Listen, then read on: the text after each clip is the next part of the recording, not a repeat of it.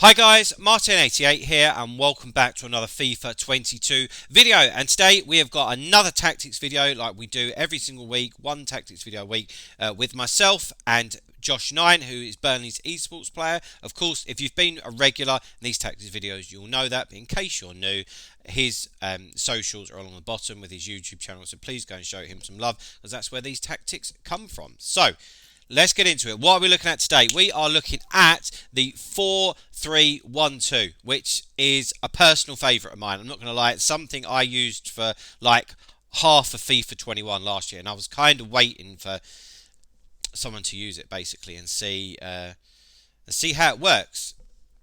And of course, I started playing that last year because Josh started playing it and had a lot of success, so on and so forth. His main formation has been the 4-2-3-1, which is what I use as well, which is a bit boring because I do like a lot of the other formations and the tactics that we've been putting up, but this one probably tops the lot for me. I really like this one. So that is the team on screen, and that's actually how it lines up as well. So we'll go into that in a little bit more depth in a moment. But we'll jump straight into these tactics because they're good ones, and I really think that you guys are going to enjoy these ones. So, as ever, let's start off defensive style, balanced. Okay, I challenged Josh about this, and I said, why are we always balanced? And I have explained this before, but he says because like, I don't want the AI messing about with anything. Like, I want to do it. Basically, what he's saying to me is I'm skilled enough to do everything myself.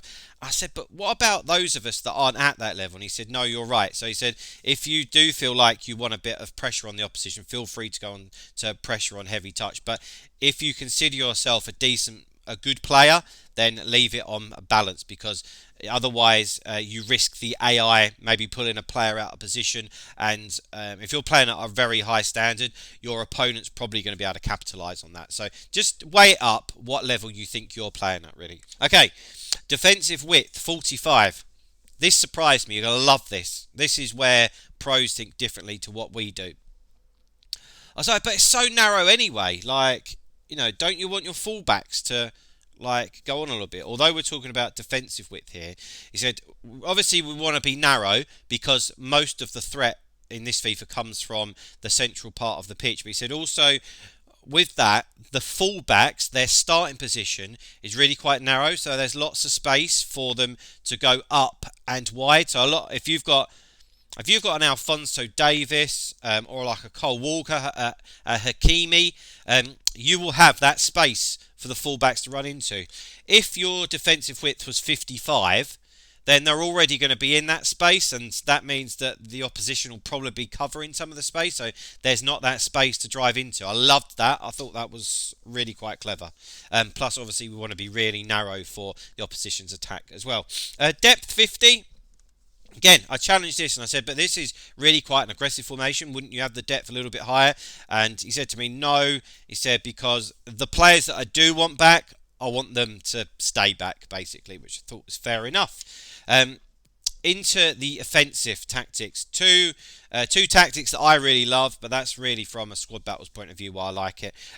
Build-up play, fast build-up play, which is not going to surprise you at all, because like some of those other narrow formations we've done, like we did the 4-2-1-2, and we did the 4-3-2-1, very, very similar to this, where you've got the players in the middle of the pitch and you want to go, nice and fast. So fast build-up play means that when you win the ball back, your team is going to go like the red arrows, and the direct passing means that your forward players are going to start making good runs and intelligent runs. Now, just keep your eye on the direct passing tactic for when we go into the player instruction, because I've got something good to tell you about that. Width 50, she said he just wants it to do what it says on the tin. As ever, players in the box 7, and corners and free kicks on 1, because we're worried about the counter-attacks. Okay, into the player instructions, okay? And again, this is something that I challenged. So, of course, fullbacks are always going to be on stay back. We don't need to look at that. The fullbacks. So here, Josh got Hakimi and Cornet. Okay, both really, really quick fullbacks, which is what you're going to want. And you can even see on like the little map of the pitch there how much space there is down the wing, so it's quite evident really that those fullbacks are going to be able to drive in there. I said, wouldn't we want them on balance so that they join in? And Josh said no, because it can leave you a little bit too exposed, plus they join into the play anyway. So you can trigger them to make the runs into the space, or you can just dribble into the space anyway. So basically what he was saying to me is that they end up joining into the attack manually rather than the AI making a run for you, which you might not want them to do, and then you could just get caught out if you lose the ball. So yeah, again, quite clever there. Okay, so this position really vital. Okay, this is the pivot. This is your linchpin of the team. He sweeps in front of the back two, and when you're going forward, he just sits there for you to come back to if you need to recycle the ball. Josh has got this Fofana card, but like a Kante, a Vieira would work really well in that position, and that's on stay back while I tackle and cover the centre, because if those fullbacks have got involved with the attack, you need somebody in front of that back two to protect them basically, and just to sweep around a little bit.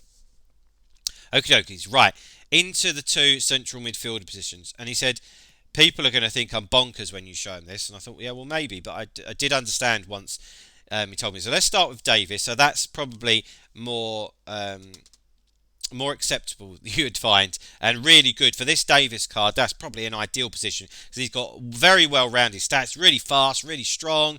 He's good on the ball, everything that you'd want. He can get up and down the pitch, so he's on get forward and he's on cover centre. Okay, and I'll tell you something else about him in a second. But on the right, and he's been using this not as like I change to it in game, as in I start the game like this. He's been playing other professionals like this, right? And he's had Kylian Mbappe right central midfield, and he's like, let me explain. I was like, well, go on then. Again, on get forward and cover centre. But he said that in that position where they're on get forward, when they do get forward, their runs, they basically make them. So you've got your two centre forwards here. They make their runs past them. So he said Mbappe almost ends up like a ram or a right winger, like when we're going forward. And where he's so fast, he can just burst past people. And also, he said he's so good on the ball, and this is more at a higher standard, but I call it dancing, but where they're holding the ball, where they're just jinking and jigging about, you're not going to be able to get the ball off him because he's so agile and so balanced. And Davis is the same. Where they're looking, to create something in the middle of the pitch, and they just want to hold the ball and wait for stuff to develop, you're going to have a hard time taking it off of Mbappe. Defensively, he might be a little bit weak, but I think Josh is obviously dependent on Davis helping out Fofana a little bit more there. So yeah, very very interesting tactic indeed there.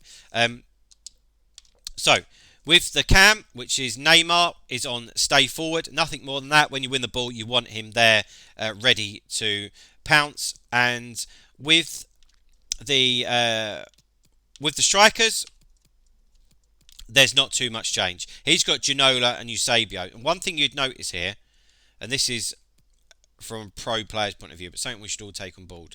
Ginola, 5-star weak foot. Eusebio, 5-star weak foot. Neymar, 5-star weak foot, which is probably why Mbappe is there.